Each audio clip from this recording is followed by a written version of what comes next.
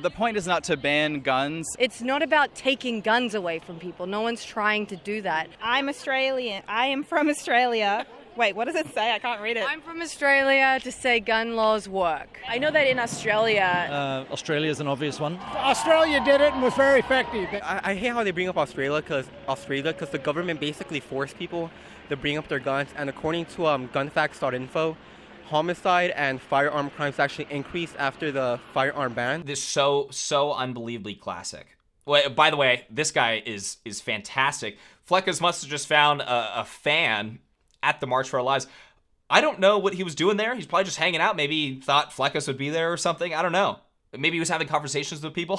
He just found this random guy that's pro-gun at an anti-gun protest. He is making a good point there. There's not enough data when it comes to mass shootings in Australia or anything to really prove that it's done anything when it comes to their violent crime or homicides or anything like that, because there wasn't enough mass shootings before their mandatory buyback. Something, though, that's the biggest takeaway here, which is very clearly laid out with Fleccas, with how Fleccas edited the video, is, it's not about taking guns, it's not about banning guns, and then, by the way, who we really want to look up to is Australia, who had a mandatory gun buyback. So it's not about taking the guns, and you're conspiracy theorists for saying that. You guys are super radical for saying that. How dare you even suggest that? And then we're going to, in the same sentence, glorify a mandatory buyback program. Like, you don't have a choice there. You have to give your guns to the government, and they're just going to they're going to pay you with your own money. I don't know that few $100 or maybe even $1,000 is worth trading in your freedom. I think having armed security in schools is a good idea? No. No? No. I think having an armed presence in high schools is absolutely idiotic. I don't think fear is a good place to learn.